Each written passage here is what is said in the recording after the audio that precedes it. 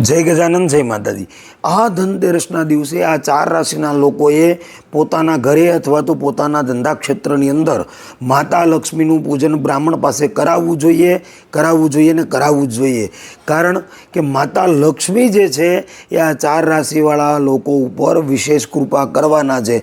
એમાં પણ જ્યારે તમે ધનતેરસના દિવસે માતા લક્ષ્મીને આમંત્રણ આપશો અને માતા લક્ષ્મીની પૂજા કરશો તો એની વિશેષ કૃપા તમારા જીવનની અંદર રહેશે। કઈ છે એ 4 રાશિ જેને પૂજા જરૂરથી કરાવવાની છે એ જાણતા પહેલાં કમેન્ટની અંદર જય માતાજી જરૂરથી લખી દેજો અને આ વિડીયોને શેર કરવાનું ભૂલતા નહીં। એમ કહેવાય પહેલી રાશિ છે મેષ રાશિના લોકોએ એમના ઘરે માતા લક્ષ્મીની પૂજા અવશ્ય કરાવવી જોઈએ, જેના કારણે માતા લક્ષ્મીની વિશેષ કૃપા એના જીવનમાં પ્રાપ્ત થશે। બીજી રાશિ છે મિથુન રાશિ ઉપર માતા લક્ષ્મીની વિશેષ કૃપા પ્રાપ્ત કરવા માટે થઈને એને લક્ષ્મી પૂજન જરૂરથી કરાવવું જોઈએ।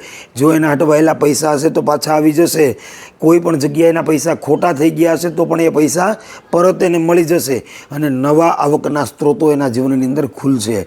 ત્રીજી રાશિ છે સિંહ રાશિની ઉપર તો માતા લક્ષ્મીના 4 હાથ છે, તો એને પણ માતા લક્ષ્મીની પૂજા કરવાથી વિશેષ કૃપા પ્રાપ્ત થશે।